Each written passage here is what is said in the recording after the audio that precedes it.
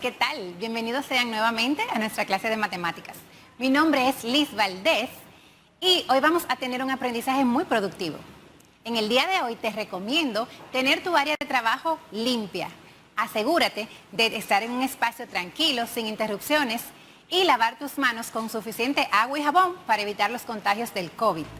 Antes de continuar, presta completa atención a las asignaciones siguientes.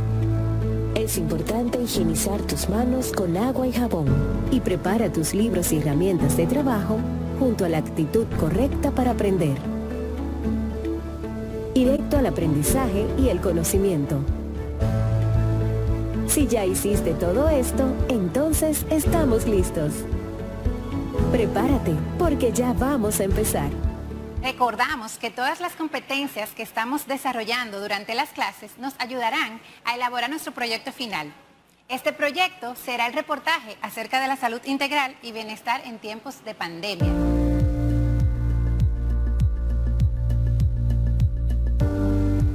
En el día de hoy vamos a utilizar los siguientes materiales para nuestro trabajo: libretas de apuntes o tu cuaderno, lápiz de carbón, lápices de colores y una regla. Si ya estás listo, vamos a comenzar. Cuando finalices este encuentro, estarás en condiciones de conocer los vectores según su tipo, determinar la norma o módulo de un vector y reconocer cuándo un vector es unitario. Vamos a recordar un poco lo que vimos en la clase anterior. En la clase anterior estuvimos trabajando con las magnitudes escalares y vectoriales, con elementos que definen un vector y a identificar estos vectores. Veamos qué tanto recuerdan. ¿Qué son las magnitudes? Es una capacidad de los cuerpos que puede ser medida. ¿Cómo se clasifican las magnitudes? Se clasifican en magnitudes escalares y magnitudes vectoriales. ¿Qué es un vector? El vector es un segmento de recta que se representa mediante una flecha que posee módulo, dirección y sentido. ¿Cuáles son las partes de un vector? Las partes de un vector son su módulo, su dirección, su sentido y su punto de aplicación. A partir de este momento continuaremos desarrollando las competencias para poder aplicarlas en la elaboración del reportaje para nuestro proyecto final. Conoceremos sobre los tipos de vectores. Iniciemos con los tipos de vectores. Los vectores pueden ser vectores de posición, vectores libres, vectores fijos, vectores equipolentes, vectores paralelos, vectores deslizantes, vectores unitarios, vectores opuestos. Vamos a definir cada uno de estos vectores. Vectores de posición son aquellos vectores que tienen su punto inicial en el origen de coordenadas.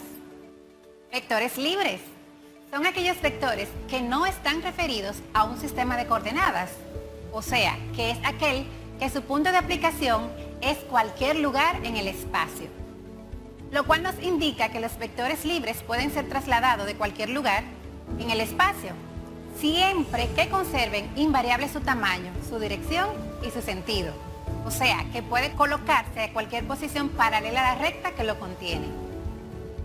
Vectores fijos. Vectores fijos. Un ejemplo es cuando pensamos en una lámpara colgante.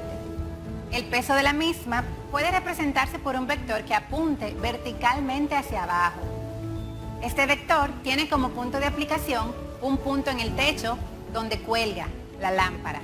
En este caso, el vector dado se conoce como vector fijo. Es evidente que los vectores fijos no pueden ser trasladados. Vectores equipolentes. Cuando hablamos de equipolencia en los vectores, es lo mismo que hablar de equivalencia, por lo cual dos vectores son equipolentes cuando su módulo, su dirección y su sentido son iguales.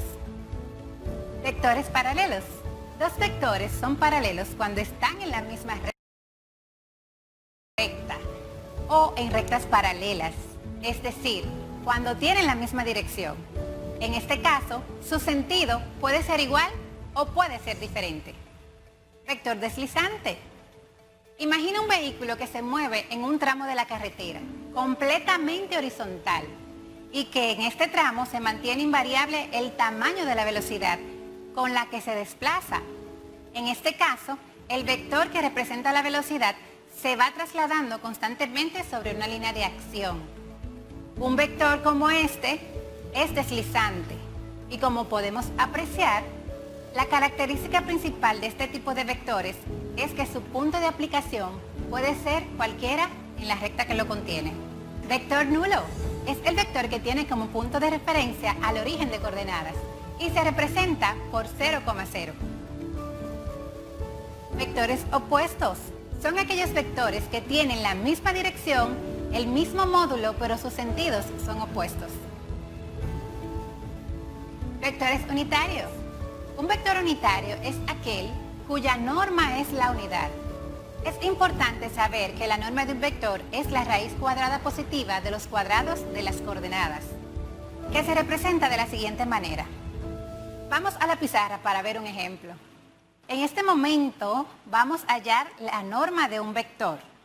Recordamos que para hallar la norma de un vector vamos a utilizar esta fórmula, que nosotros va a ser igual a la raíz cuadrada de x al cuadrado más y al cuadrado. Recuerden, decimos que la norma de un vector es igual a la raíz cuadrada de x al cuadrado más y al cuadrado. Entonces, si tenemos un vector que se llama u y sus componentes son 2,3, veamos cómo podemos hallar su norma. Lo primero que debemos hacer es sustituir los valores de su componente en la fórmula inicial. Entonces decimos que la norma del vector u va a ser igual a la raíz cuadrada de x al cuadrado. Recordemos que el valor de la x representa la primera componente, en este caso el número 2. Entonces decimos 2 al cuadrado. Seguimos sustituyendo la fórmula, más el valor de y al cuadrado. Recuerden que y representa a la segunda componente del par ordenado. Entonces decimos 3 al cuadrado. Luego que tenemos plasmada esta parte, continuamos desarrollando. Decimos, la norma de un vector va a ser igual a la raíz cuadrada de 2 al cuadrado, que en este caso sería 4, más 3 al cuadrado, que en este caso sería 9. Por último, podemos concluir o avanzar en este proceso diciendo que la norma del vector u va a ser igual a la raíz cuadrada de sumar 4 más 9, que es igual a 13. Y para finalizar, lo que debemos hacer es sacar la raíz cuadrada de 13, que esto va a ser igual a 3.61. Bien, ya que conocimos la norma de un vector, recordamos que estamos trabajando con los vectores unitarios. Ahora, vamos a determinar un vector unitario con esta misma fórmula. Vamos a imaginarnos que tenemos un vector que se llama v y que sus componentes son iguales a 3/5, menos 4/5. En este caso, el procedimiento es el mismo. Lo primero que vamos a hacer es sustituir estos valores en la fórmula, que es la raíz cuadrada de x al cuadrado más y al cuadrado. Recordemos que el valor de x es representado por la primer componente del vector y el valor de y es representado por la segunda componente del vector. En este caso, procedemos a sustituir. X al cuadrado, el valor de X es 3/5. Lo colocamos al cuadrado. Bajamos el signo de más y el valor a sustituir de Y es -4. En este caso, colocamos un paréntesis para separar los signos. -4/5 al cuadrado. Vamos a recapitular. Recuerda que estamos determinando el valor de un vector unitario o comprobando cuándo un vector es unitario. Hasta aquí tenemos los valores del vector, que son sus componentes representados por un par ordenado. Recuerden que el primer par ordenado representa a X. En este caso, estamos trabajando con fracciones. Tenemos el primer componente que es 3/5 y el segundo componente que representa a Y es -4/5. Bien, la fórmula que vamos a utilizar es el vector va a ser igual a la raíz cuadrada de X al cuadrado más Y al cuadrado. Entonces, sustituimos en la fórmula los valores del vector. Vamos a tener que el vector va a ser igual a la raíz cuadrada de 3/5, que representa el valor de X, elevado al cuadrado, más -4/5 elevado al cuadrado, que en este caso representa el valor de Y. Debemos recordar que cuando tenemos fracciones elevadas a la potencia, tanto el numerador como el denominador deben ser multiplicados o elevado a la potencia de referencia, que en este caso es 2. Entonces, vamos a proceder a resolver esta operación. Decimos que el vector va a ser igual a la raíz cuadrada de 3, que es el numerador, elevado al cuadrado. Y recuerden que cuando elevamos un número al cuadrado significa que lo multiplicaremos por sí mismo. Lo que quiere decir que vamos a multiplicar 3 por 3, que es igual a 9. Luego elevamos el denominador al cuadrado. En este caso, 5 al cuadrado. Decimos 5 por 5, 25. Y procedemos a elevar al cuadrado el siguiente componente. En este caso, como el componente es negativo, debo colocar un paréntesis.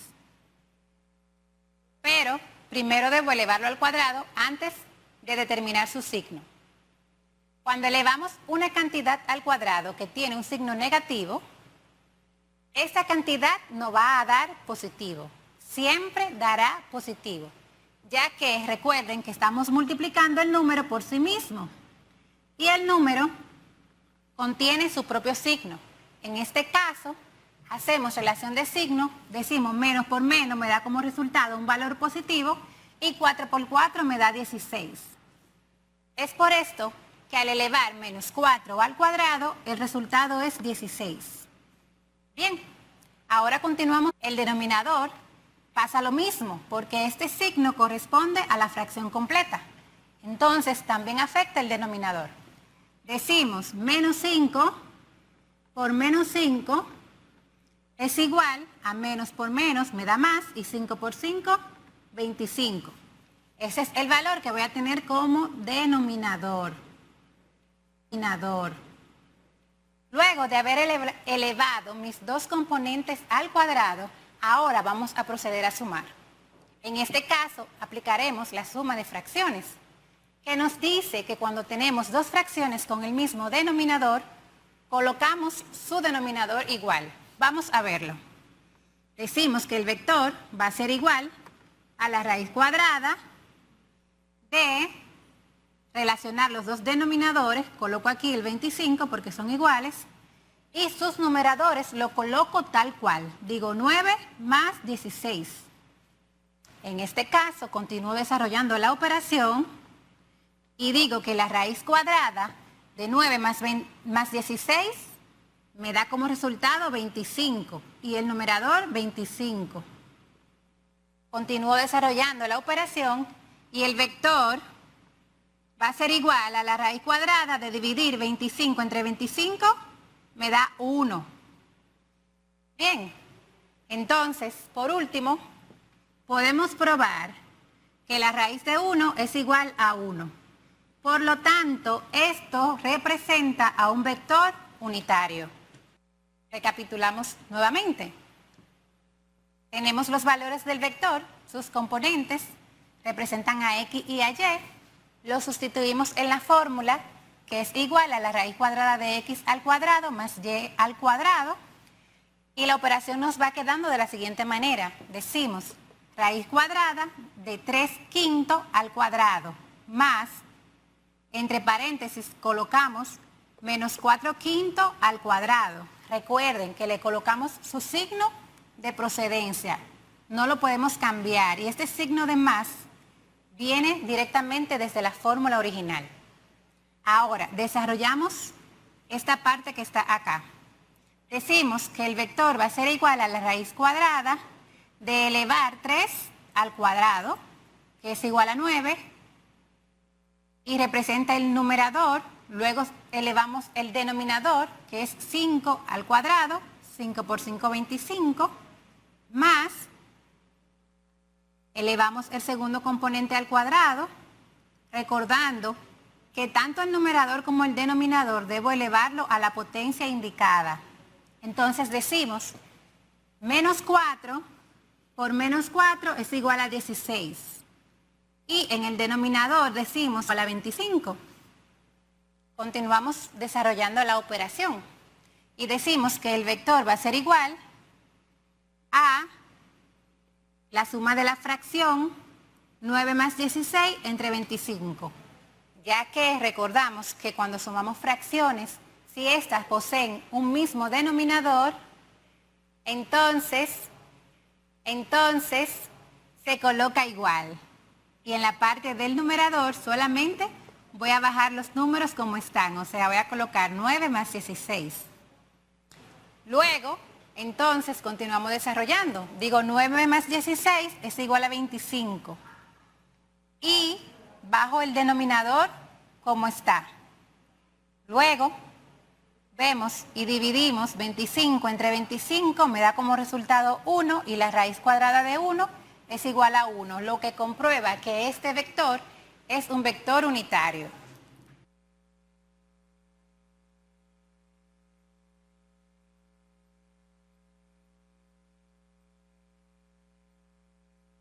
Muy bien, ya que conocemos los diferentes tipos de vectores, es momento de aprender a determinar su módulo. Recordemos que el módulo de un vector es su medida o el número de unidades que posee y se representa con una letra mayúscula con una flechita encima, como hemos visto anteriormente. Además, debemos recordar que los componentes de un vector se representan por el segmento OP, el cual está constituido por los pares ordenados en el eje X y en el eje Y del plano cartesiano. El valor del módulo siempre es positivo, por eso también llamado valor absoluto. Ese valor se obtiene utilizando el teorema de Pitágoras. Y el teorema de Pitágoras nos dice que el módulo de un vector es la raíz cuadrada de la coordenada X al cuadrado más la coordenada Y. Entonces, vamos a la pizarra para poder comprender mejor. Como vemos aquí, si tenemos un vector que está representado por la letra A mayúscula y sus componentes son 4,3, utilizando el teorema de Pitágoras, decimos que el módulo del vector A va a ser igual a la raíz cuadrada de X al cuadrado más Y al cuadrado. ¿Le parece conocido? Sí, esta es la misma fórmula que utilizamos para hallar su norma. También la podemos utilizar para hallar el vector. Entonces, lo que corresponde hacer ahora es sustituir los valores de las componentes del vector A en la fórmula. Y lo hacemos de la siguiente manera. Decimos que el módulo del vector A va a ser igual a X al cuadrado. Recuerden que X es la primera componente de par ordenado. En este caso, tiene como valor 4. Lo elevamos al cuadrado. Continuamos con la fórmula colocando el signo de más y sustituimos el valor de y, que en este caso representa la segunda componente del par ordenado, y su valor es 3 elevado al cuadrado. Continuamos desarrollando. Decimos que el módulo va a ser igual a elevar a la raíz cuadrada de elevar el 4 a la potencia de 2. Y decimos 4 por 4, 16, más 3 al cuadrado, que sería 3 por 3, 9. Sumamos estos valores y nos da 25. Entonces, el módulo de A va a ser igual a la raíz de 25, que es igual a 5. Bien, en este caso vamos a recapitular. Recuerden, tenemos el par ordenado que representa el valor del vector A y este lo vamos a sustituir en la fórmula. Tenemos que el valor del módulo va a ser igual a la raíz cuadrada de x al cuadrado más y al cuadrado. Esto se representa de la siguiente manera. Decimos que la raíz cuadrada de 4 al cuadrado más 3 al cuadrado. Y resolvemos esta operación. El módulo del vector A va a ser igual a la raíz cuadrada de 16 más 9. El vector A va a ser igual a la raíz de 25, porque sumamos los 16 con 9 es igual a 25. Luego, esto nos da como resultado 5, porque la raíz cuadrada de 25 es igual a 5. Ahora, luego de haber calculado su módulo, vamos a ver cómo se representa en el plano cartesiano. Recuerda que el plano cartesiano se compone de dos ejes. El eje horizontal, que es también llamado el eje de la X o el eje de la abscisa, y el eje vertical, que también es llamado el eje de las ordenadas o el eje de la Y.